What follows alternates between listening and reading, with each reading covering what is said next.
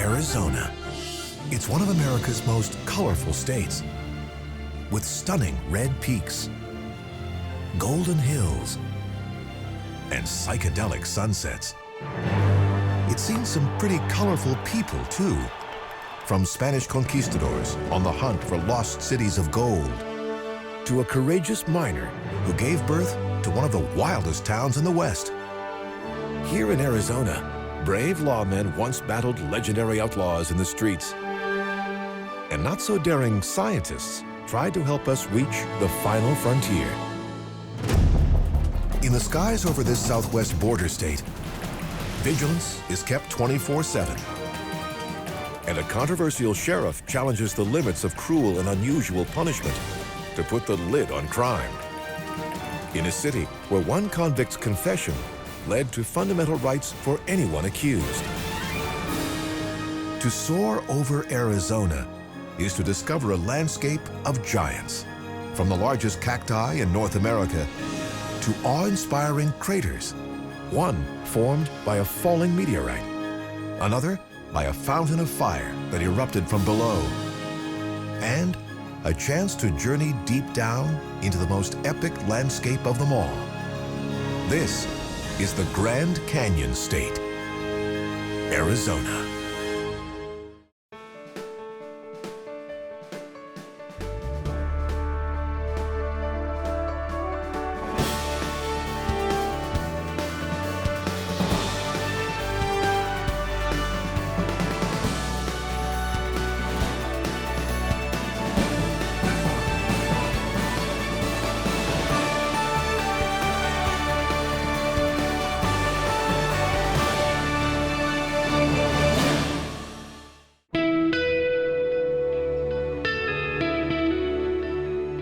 In the Arizona desert, a strange monument rises from the brush.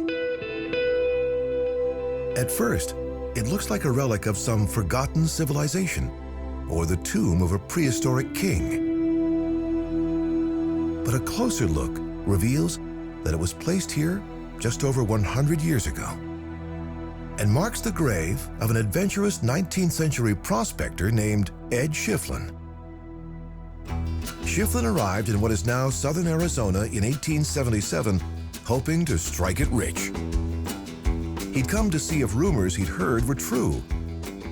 Rumors of silver in the Dragoon Mountains, a dangerous and rocky range where Apache warriors were still battling the U.S. Army for their freedom and killing any white man who dared to enter.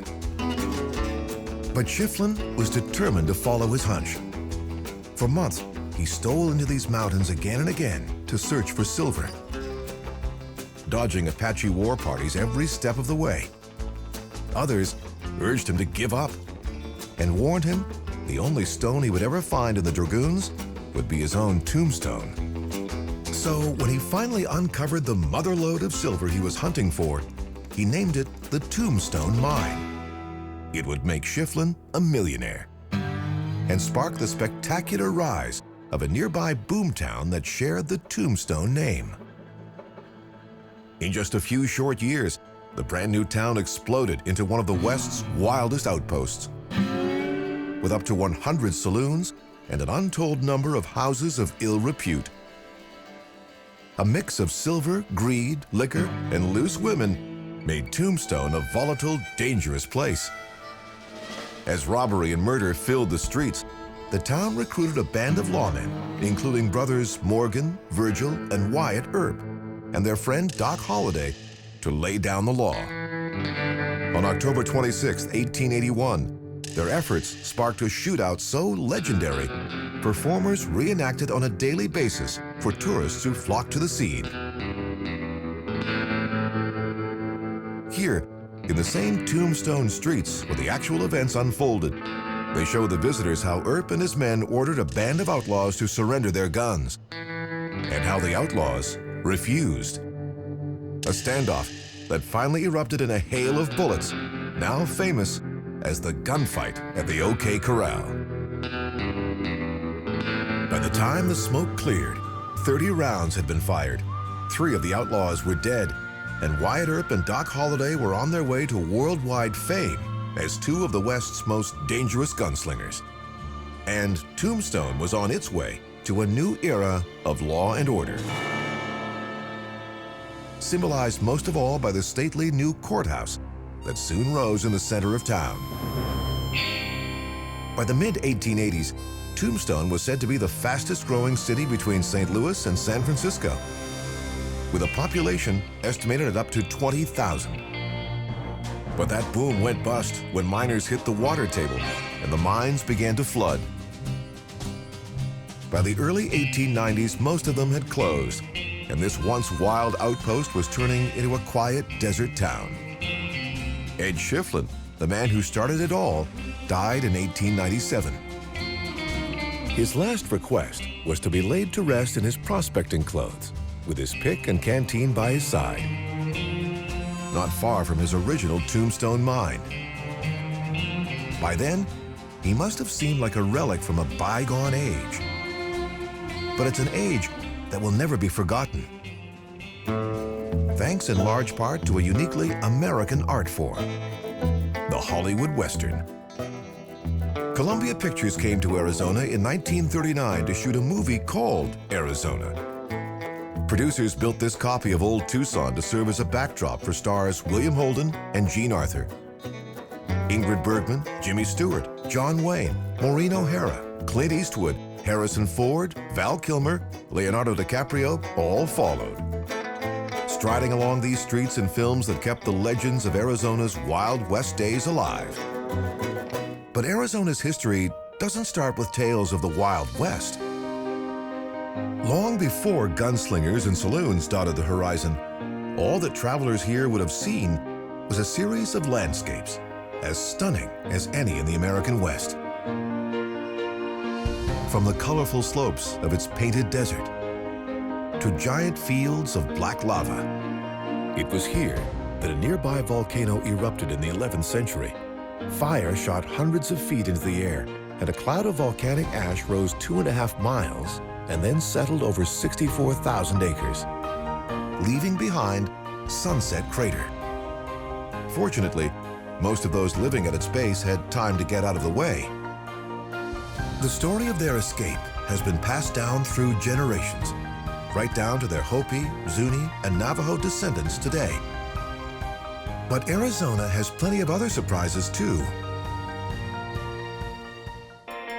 Like these forests covered with snow that flank the San Francisco peaks outside of Flagstaff.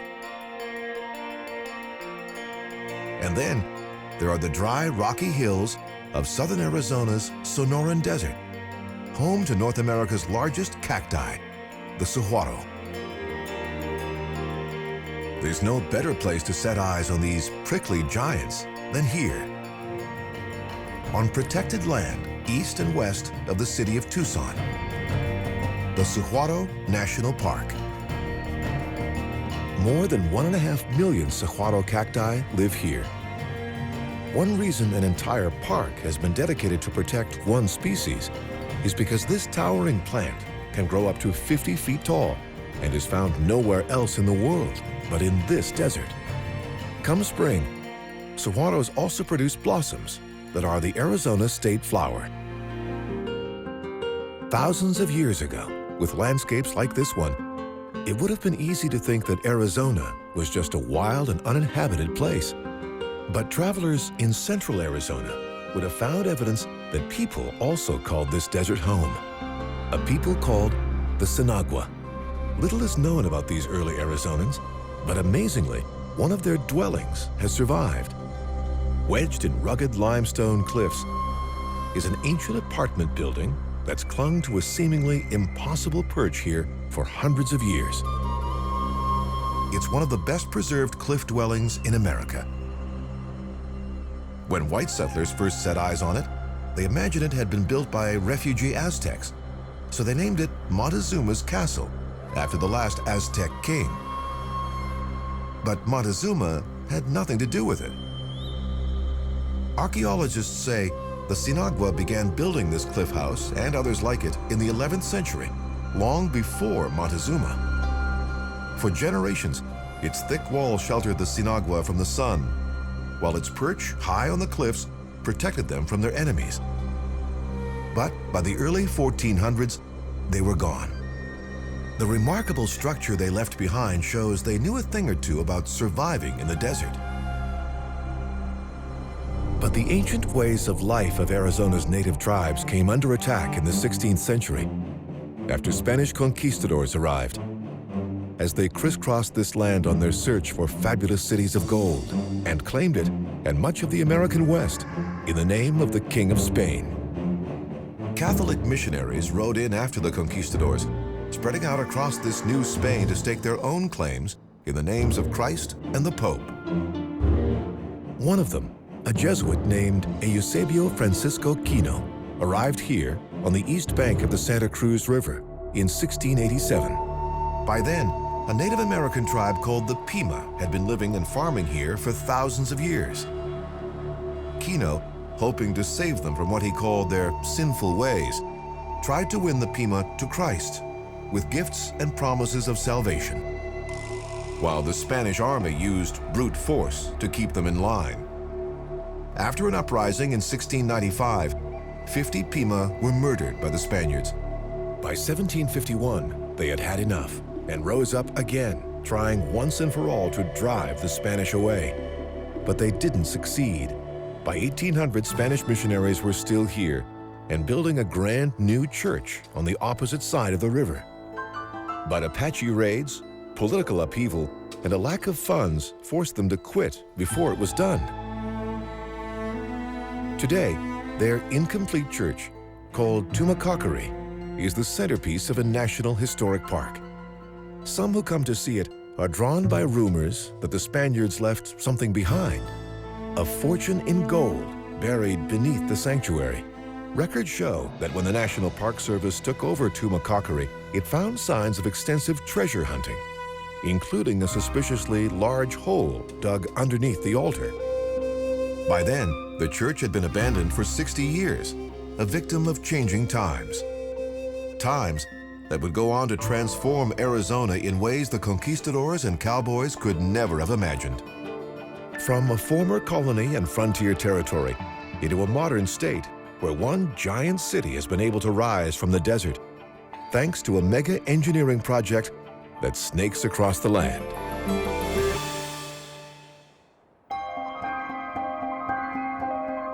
When dawn breaks over the mountains east of Phoenix, Arizona, it's easy to see why this is called the Valley of the Sun.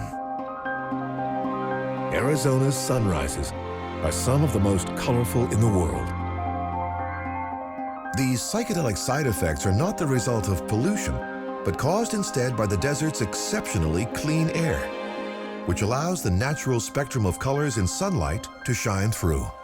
And in Phoenix, there's no better place to witness this colorful display than from the top of this iconic 2,700-foot peak known as Camelback Mountain, thanks to its camel-like hump. To reach the top requires climbing more than 1,200 feet in just over a mile. But that doesn't stop millions from reaching the summit every year. It's also a perfect spot to take in breathtaking views of one of the 10 largest cities in the nation.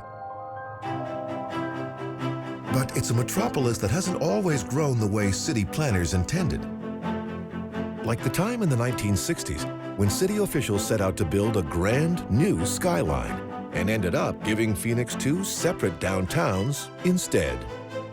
The dream was to create a Manhattan in the desert by expanding the existing downtown to the north and filling it with skyscrapers. Optimistic developers soon began erecting towers in the city's new North End. But the problem was that no one else stepped forward to build on the blocks in between. And so Phoenix ended up with 2 downtowns by mistake. Today, Phoenix looks more like Los Angeles than Manhattan, with sprawling suburbs, great weather, and endless traffic jams. But that doesn't stop many of America's most promising young athletes from flocking here to play ball. As many as 14 Major League Baseball teams come to Central Arizona for spring training each year. The metro area is dotted with training camps and diamonds for the visiting teams. And the Diamondbacks, who already call Phoenix home. But this isn't spring, and this isn't spring training. It's autumn, and this is the Arizona Fall League, an annual series sponsored by Major League Baseball since 1992. Every Major League team drafts 6 promising young players to compete in the AFL each year and sends its scouts, managers, and coaches along to watch, which means these players aren't just here to win games. They're here to win a spot in the major leagues.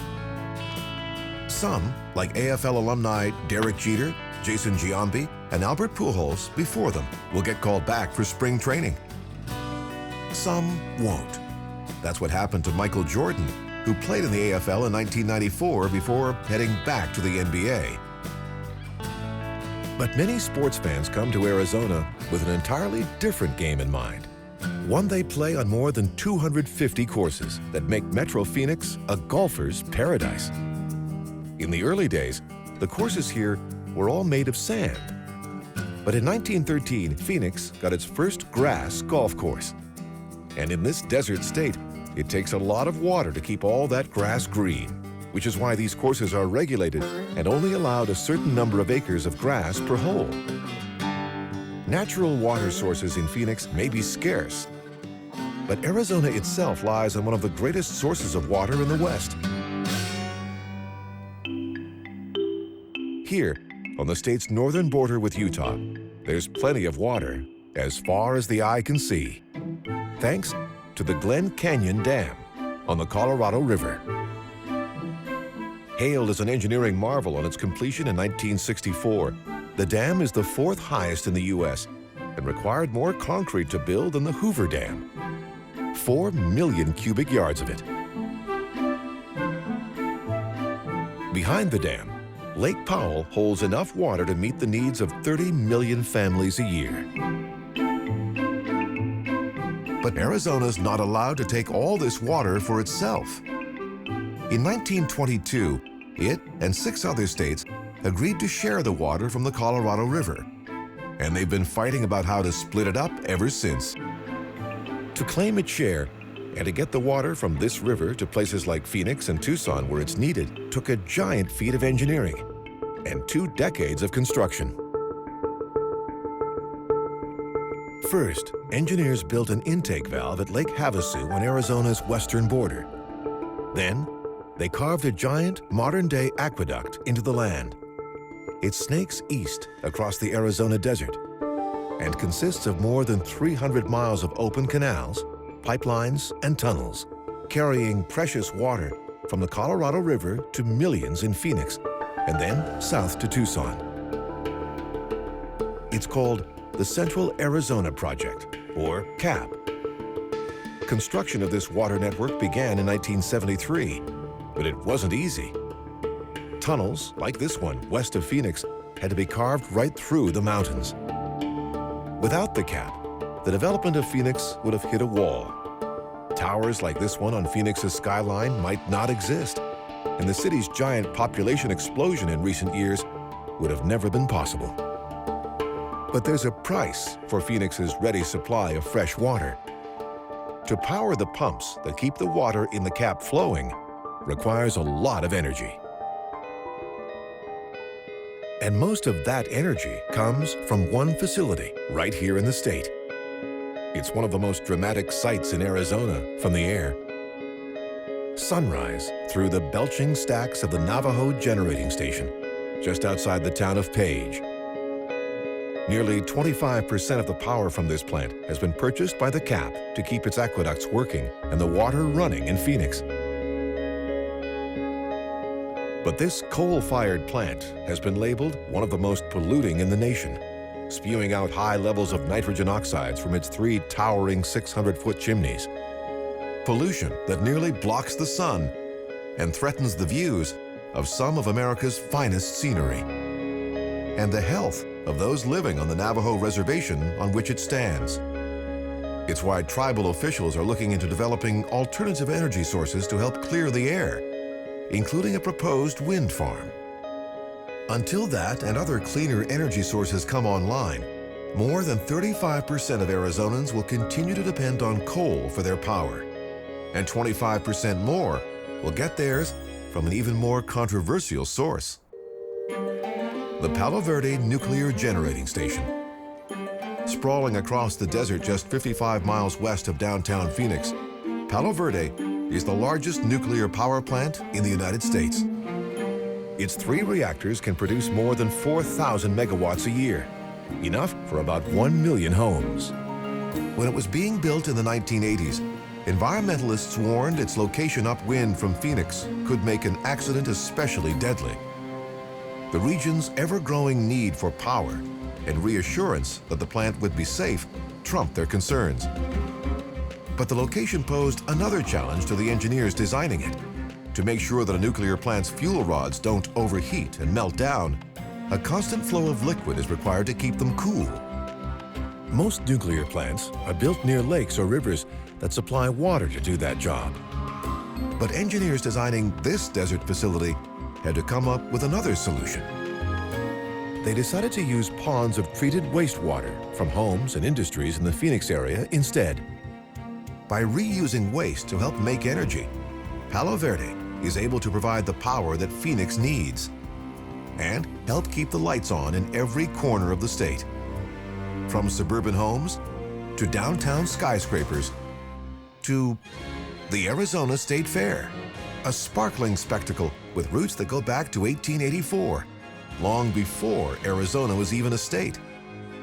Today, the fair offers visitors everything from livestock exhibitions to concerts to pig races. But it's the rides that pack them in. 1 million or more fun seekers come here every year to let their kids loose in the Moscow Circus,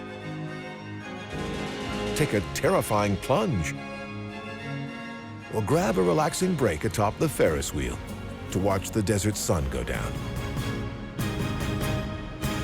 But even the sight of Phoenix from high above is nothing compared to the experience of standing on the rim of what may well be America's most awe-inspiring natural landmark.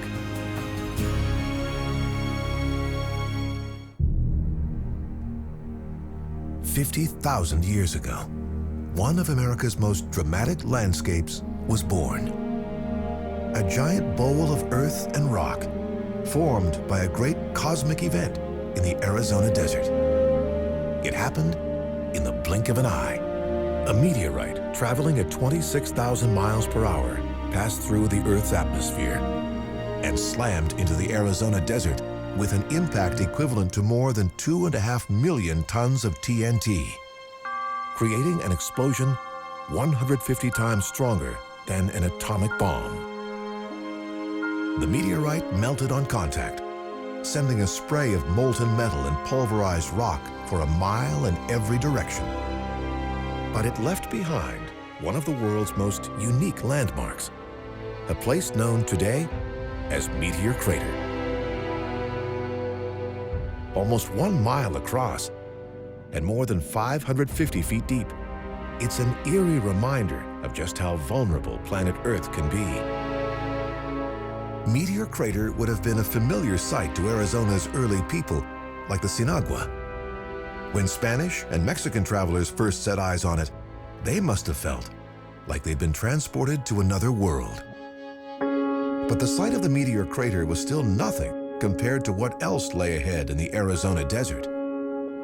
In 1821, the land that's now Arizona changed hands when Mexico won its independence from Spain, and Arizona's deserts and mountains became part of Mexico's new northern territories.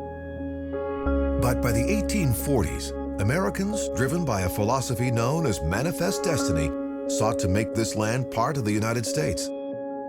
After America won the 1848 U.S.-Mexican War, much of the Southwest, from Texas to California, officially became U.S. territory, including what would later become Arizona. But the Southwest was such a big area that little was known about this new land and what exactly the United States had won. No one knew that it held what would become one of America's greatest treasures, A giant chasm, bigger than anything on the North American continent. A place so daunting in scale, no American had yet managed to journey into its depths. A place now known as the Grand Canyon. Today, visitors come to its rim to be thrilled and unnerved. But when early European travelers first stood here, they simply could not comprehend the canyon's enormous scale. A Spanish conquistador named Garcia Lopez de Cardenas was one of the very first travelers to set eyes on the Grand Canyon. When he arrived in 1540, he literally couldn't believe his eyes. He was convinced it had to be much smaller than it looked. But then, he and his men spent 3 days trying to find a way to descend to the Colorado River on the canyon floor. They finally gave up and headed back the way they'd come. And Cardenas declared the canyon impassable.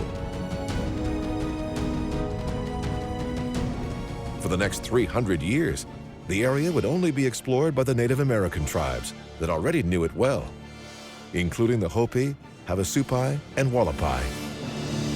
But then, in 1857, a U.S. Army lieutenant named Joseph Ives launched an expedition up the Colorado in a steam-powered boat, hoping to be the first to journey by river through the entire canyon. But Ives' attempt floundered when rapids shattered the boat, forcing him and his men to walk back out. Later, Ives compared what he'd seen to the gates of hell and predicted his would be the first and last party of white men to attempt to reach what he called its valueless depths. But a decade later, a Union veteran of the Civil War named John Wesley Powell launched a new expedition. But this time, he and his team would try to travel down the Colorado River instead of up.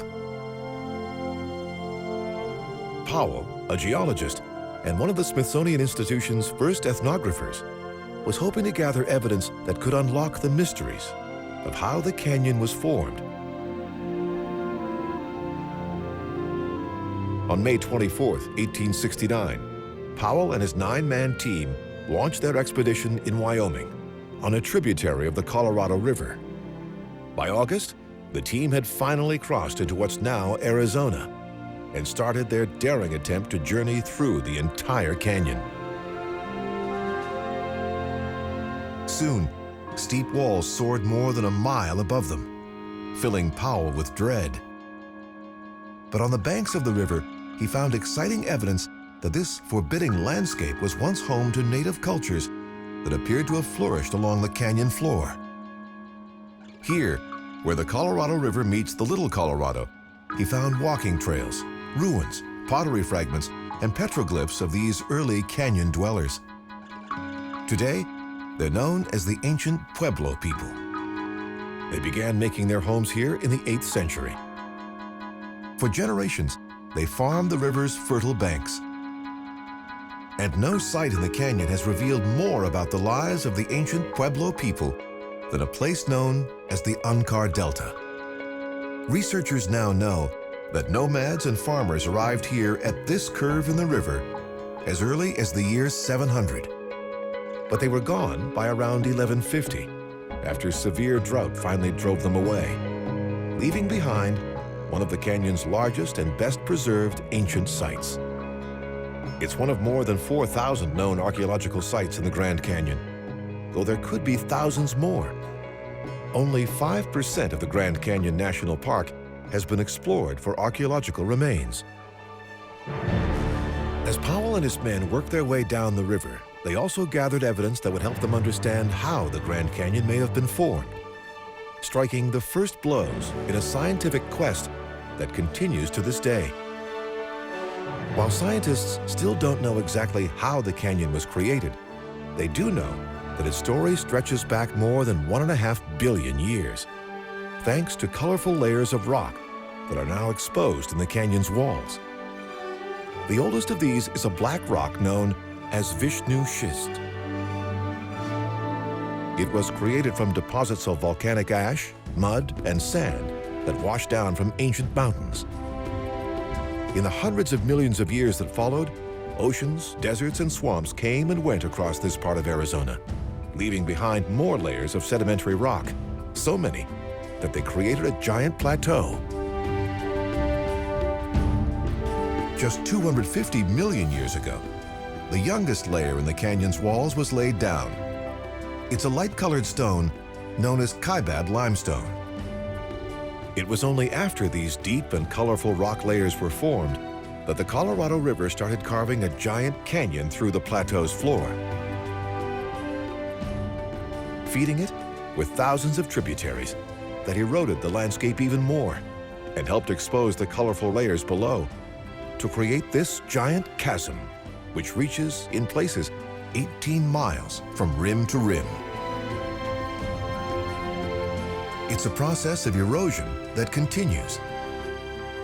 A process that's created some of the canyon's greatest landmarks.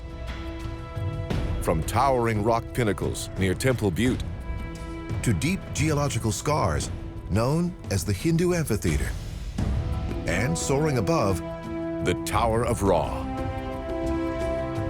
But Powell's now legendary expedition came with a terrible price. For weeks, his men were forced to battle the canyon's rapids in their heavy 19th century wooden boats, fighting to survive with little food, under grueling conditions today's recreational rafters can only imagine. By the end of August, they thought the worst was over. But then, on August 27, 1869, they came to what seemed to be the most terrifying rapids of them all. 3 of Powell's men refused to run them and went off to climb the cliffs in search of another way out. But the river turned out to be much less dangerous than the men had feared, and just a day later, Powell and his remaining team reached the canyon's end, at a site that has since been flooded by Lake Mead and the Hoover Dam. One of the men on the expedition wrote that his only regret was that the missing men weren't still with them. He would soon discover that Native Americans had killed all 3 of them as soon as they'd reached the canyon's rim. 2 years later, Powell made a second expedition down the Colorado River and wrote a best-selling book about his exploits. It was in this book that Powell gave the Grand Canyon its name. For many standing on its rim today, the towering walls, remarkable depths, and sheer scale of the Grand Canyon remain just as awe-inspiring as they were to the travelers who first stumbled onto this spot hundreds of years ago. But for New Age spiritual seekers in Arizona, there's a place that even the Grand Canyon can't top. It's called Sedona. Many believe this is the site of a mysterious energy field where the Earth's cosmic power lines meet and create 4 energy vortices. One of them, they say, is centered here at Cathedral Rock. Towering red cliffs, deep green forests, and an electric blue sky make this high mountain valley an undeniably magical place, whether you believe in magic or not. New Agers have been coming here for decades to soak up its unique energy vibes. But they're not the first to find spiritual inspiration in this valley. In 1941, sculptor Marguerite Brunswick Staudy came to Sedona and found what she'd been searching for years. The perfect spot to build her dream, an awe-inspiring modern chapel centered on a giant cross. Staudy had envisioned what she called a spiritual fortress so charged with God that it spurs man's spirit Godward. She knew putting it on this rocky Sedona hillside would give it a head start. The Chapel of the Holy Cross was completed in 1956 and was given an honor award by the American Institute of Architects the following year. Today, this 90-foot-tall chapel draws 3.5 million visitors a year. But there are no church services here. It's now a place of meditation, open to all. A perfect spot for those who believe that it lies at the center of another of Sedona's famous energy vortices. Building a chapel in the Arizona desert is one thing, But trying to build an entirely new city here is something else. In 1970, architect Paolo Soleri bought this hill about 60 miles north of Phoenix and began building an innovative prototype city of the future he called Arcosanti. He hoped to use it to demonstrate a new way of living in the desert and the world. He envisioned Arcosanti as a 25-acre community populated by hardy eco-pioneers who would, as Soleri hoped, be able to do more with less, living without cars, in innovative buildings designed to make the most of the desert sun and generating less pollution and waste. Soleri called his blend of architecture and ecology Arcology, and said his goal was to reformulate the present into something more promising. Over 40 years later, many wonder if that promise will ever be kept. Arcosanti's planned population was 5,000, but only about 100 people ever lived here.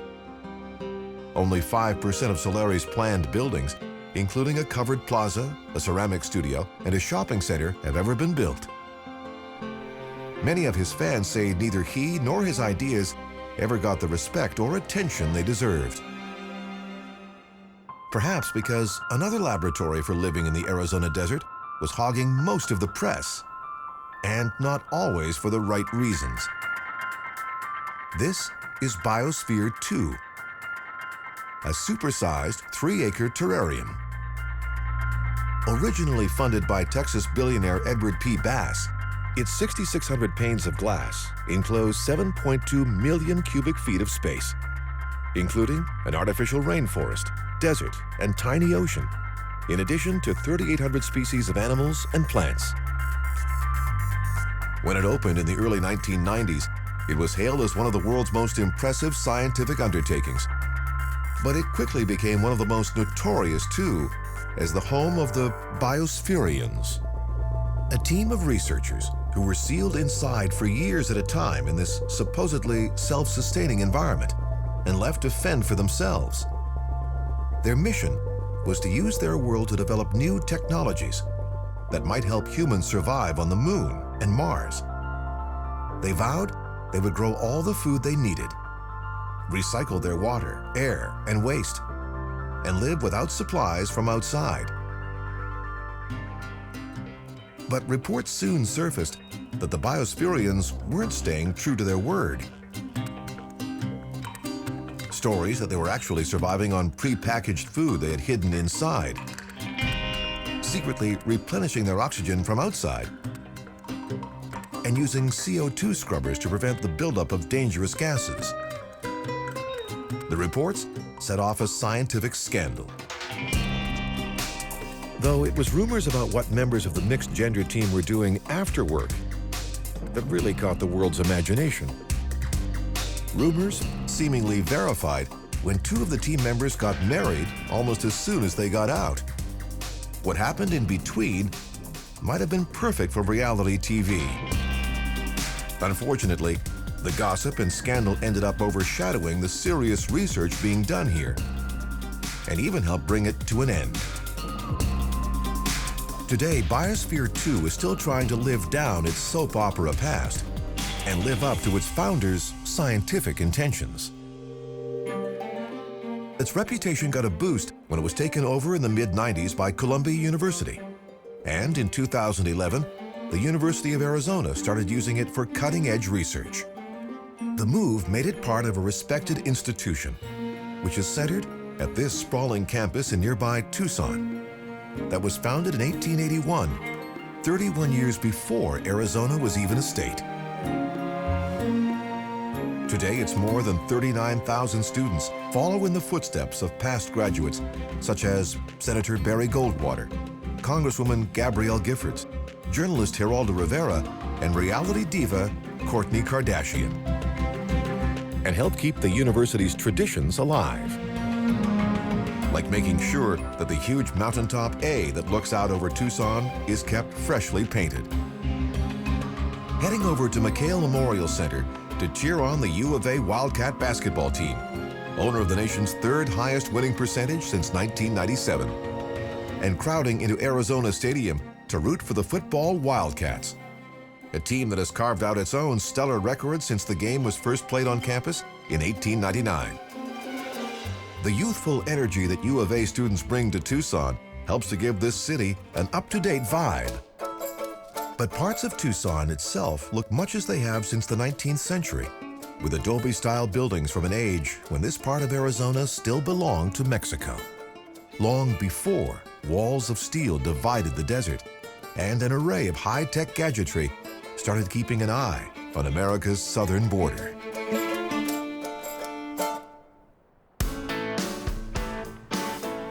Every day, fleets of truckers roll out onto U.S. Interstate 10 in southern Arizona and race across the state's sun-baked desert to deliver the precious cargo that keeps America's 21st century economy on track. But when these trucks head south of Phoenix to Tucson, they drive on land that was originally supposed to be part of Mexico. That's because when the U.S. acquired most of present-day Arizona after the 1848 U.S.-Mexican War, it didn't get a big piece of southern Arizona, including the city of Tucson, which still belonged to Mexico. But after the war, the U.S. wanted even more land to build a new southern transcontinental railroad through Arizona to California. So in 1853, on the heels of the war, a U.S. envoy, James Gadsden, negotiated a deal with Mexico for the U.S. to buy a 30-million-acre parcel on the southern borders of present-day Arizona and New Mexico. A piece of land that would be called the Gadsden Purchase. Mexico agreed to give it up for just over 30 cents an acre. But when the deal for the Gadsden Purchase was signed, the U.S. border moved south and split one Mexican town, the town of Nogales, in two. For almost 100 years, folks in Nogales hardly seemed to notice the border at all. Locals passed back and forth freely to do business and visit friends and family on either side. Then, in the late 20th century, tensions over illegal immigration and drug smuggling began to mount. The casual crossings that had been a way of life here came to seem suspect. In the 1990s, a new sheet metal fence brought them to an end. In 2011, the U.S. government began replacing the fence with an open pole barrier so they could see what was happening on the other side, at a cost of more than $4 million a mile. Now, Customs and Border Patrol officers work to make sure no one breaches the new fence, while security cameras keep watch 24/7. But the biggest threat may be what the officers and cameras can't see: tunnels dug underneath the new fence. One was even discovered leading right under a street on the U.S. side. Cars with holes in their floors would simply park over a trapdoor, upload their cargo of drugs, and then drive away. Today, millions of dollars of legal goods pass through the Nogales border crossing each year. The trick for customs officials is to try and pinpoint vehicles that may be carrying contraband or illegal aliens. And the vigilance doesn't end in Nogales. North, in Phoenix and across Arizona, local, state, and federal authorities spend millions of dollars to watch out for smugglers that have come across the U.S.-Mexican border. Once they identify a suspect, the wheels of justice begin to turn. Starting with a ritual any fan of TV cop shows knows all about: reading the suspect his or her rights.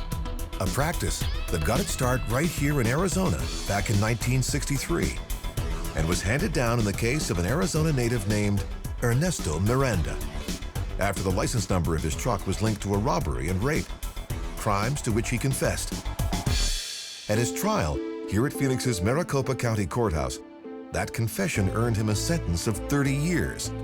But his lawyer argued that he should have been told about his rights before being interrogated by police. 3 years later, the Supreme Court agreed and ordered Miranda back for a new trial. Policemen on TV and in real life have been reading suspects their Miranda warning ever since. But not even a Supreme Court victory could earn Miranda an acquittal in his second trial, or keep him from being sent back to prison for up to 30 years. Today, he might have served at least a part of that time here in Phoenix instead, in one of the nation's most notorious jails, in the custody of one of modern America's most controversial lawmen, Maricopa County Sheriff Joe Arpaio. Arpaio's bare-bones lockup got its start in 1993 when he was pressured to grant early releases to inmates in his overcrowded jails. Arpaio, who likes to call himself America's toughest sheriff, had promised voters he'd never comply. So instead of releasing his prisoners, he pitched these military surplus tents in an empty lot and moved the prisoners here. Human rights activists have been complaining about his infamous tent city ever since. They claim life here is inherently inhumane, especially in Arizona's hot summers. And many complain that Arpaio, who once compared his own tent jail to a concentration camp, doesn't care. He wants it to be the convicts' worst nightmare, so they'll do their best to keep from coming back. And to make sure they don't try to leave too early, Arpaio forces them to wear classic striped prison uniforms, accessorized with pink underwear, to make them easy to spot if they try to escape. Their distinctive stripes also help them stand out along the shoulders of the state's highways, where Arpaio has introduced another innovation with a controversial past: chain gangs. He puts his female convicts in the gangs too, sending them out in the blazing sun to pick up litter and cut down weeds, pushing flesh and blood to the limit. Here in Arizona, temperatures can top 100 degrees for more than 30 days straight. Not the easiest place to be working in a chain gang.